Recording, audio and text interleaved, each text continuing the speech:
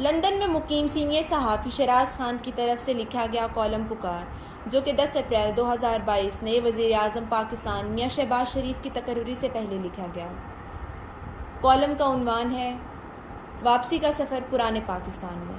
جب یہ کالم اخبار میں شائع ہوگا تو پرانے پاکستان کے اقتدار پر پرانے جانے پہچانے بلکہ آزمودہ چہرے دوبارہ براجمان یا متمکن ہو چکے ہوں گے۔ میری طرح کے تارکین وطن جن کی اکثریت پچھلے 3-4 سالوں سے کچھ زیادہ ہی پاکستان کے بارے میں پر امید نظر آ رہی تھی، اس کی بڑی وجہ ایک ہی شخص ہے، پھر اس کے ساتھ 10 اپریل 2022 کو جو کچھ ہوا سب کے سامنے ہے۔ پاکستان میں عوامی وزیر اعظم عمران خان جدید پاکستان کے ایک معمار کی حیثیت سے تاریخ کے صفحات میں اپنا نام اور مقام رقم کروا چکا ہے۔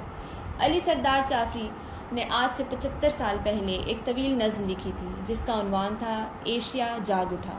باقی سب ممالک تو جاگ گئے مگر پاکستانی اب جاگنے لگے تھے اور اپنے اس عمل کے دوران وہ ایک بہت بڑے حادثے کا شکار ہوئے ہیں۔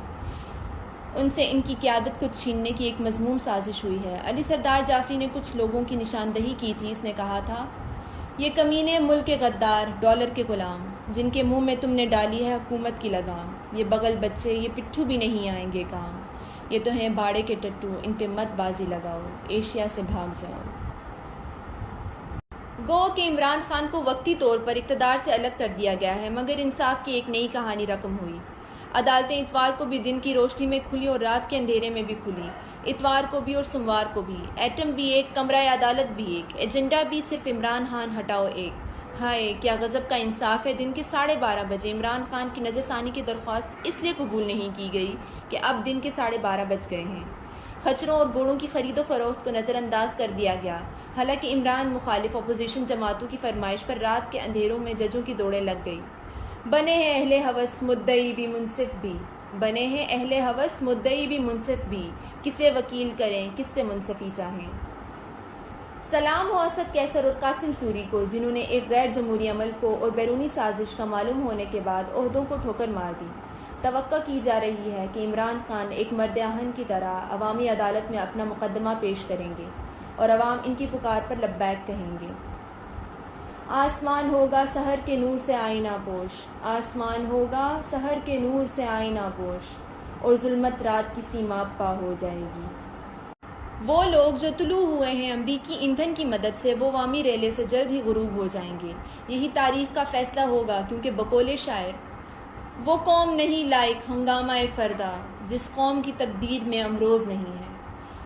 عمران خان 2013 کے الیکشن سے تھوڑے پہلے میرے ٹی وی پروگرام منزل با منزل کی ریکارڈنگ کے لیے تشریف لائے تو میں نے سوال کیا، کیا امریکہ کے ساتھ تعلقات کے حوالے سے تحریک انصاف کی عمران خان کی پالیسی کیا ہوگی؟ آپ کو امریکی فرینڈلی کردار ادا کرنے کی آفر ہوتی ہے؟ عمران خان بلا جھجک بولے، امریکہ کی دوستی میں کوئی قباحت نہیں، لیکن امریکہ کی غلامی نہیں کریں گے۔ یہ جو ڈالروں کے پجاریوں نے ڈالر لے لے کر جو اپنے پاکستانی قتل کروائے ہیں، یہ سب بند ہونے تک میں احتجاج کرتا رہوں گا۔ یاد رہے کہ ان دنوں عمران خان امریکی ڈرون حملوں کے خلاف احتجاج کر رہے تھے اور اسی وجہ سے 2013 کے الیکشن میں ان کی عوامی مقبولیت کو کم کرنے کے لیے انہیں طالبان خان کے القابات سے پکارا گیا۔ پھر تاریخ نے ثابت کیا کہ امریکہ کو افغانستان میں ہزیمت اٹھانی پڑی۔ طالبان کا دفتر دوحہ میں کھل گیا اور امریکہ افغانستان سے نکل گیا اور طالبان آج پھر افغانستان کے حکمران ہیں۔ آج اہل پاکستان کی طرح اوورسیز پاکستانی پوچھتے ہیں کہ عمران خان کو اقتدار سے کیوں ہٹایا گیا؟ میرا ایک ہی جواب ہوتا ہے، امریکہ کا پریشر آیا ہے اور ہماری قیادت اس کو ہینڈل نہیں کر سکی۔ پھر سادہ لوگ پوچھتے ہیں کہ ہم ایک ایٹمی طاقت ہیں، 6 لاکھ فوج ہے، 22 کروڑ عوام ہیں، اتنا بڑا ملک ہے۔ پھر لوگ پوچھتے ہیں کہ وہ تو پاکستان کو مدینہ کی ریاست بنانا چاہتا تھا، وہ تو اسلاموفوبیا کے خلاف بات کرتا تھا، اس نے غریب کو 10 لاکھ کے ہیلتھ کارڈز عوام کو دیے، وہ غریبوں کا ہمدرد تھا، اس نے اپنے قریبی ساتھیوں علیم خان اور جہانگیر ترین کے خلاف کیسز میں ان کی ناراضگی مول لی، جو اب اس کی مخالفت کر رہے ہیں۔ ایک برطانوی ہوٹل کے مالک بھارتی سکھ نے پوچھا کہ پاکستان میں عمران خان کے ساتھ کیا ہو رہا ہے؟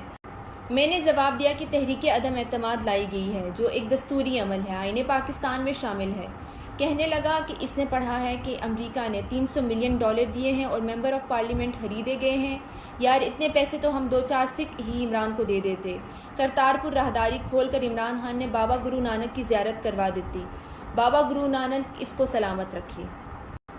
مانا عوامی وزیر اعظم عمران خان انسان ہے، اس کو اقتدار کا تجربہ نہیں تھا، حکمرانی کے اسرار و رموز سے ناشنا تھا، اس سے غلطیاں ہوئی ہیں، لیکن وہ ایک محب وطن پاکستانی ہے، اس کی عوامی مقبولیت میں بے حد اضافہ ہوا ہے۔ شاید یہی وہ خوف ہے کہ اپوزیشن جماعتیں الیکشن میں جانے سے گھبرا رہی ہیں، لیکن عوامی طاقت اور عوام میں عزت نے آج اس کے وقار میں اضافہ اور اسے عظیم تر کے رتبے پر فائز کیا۔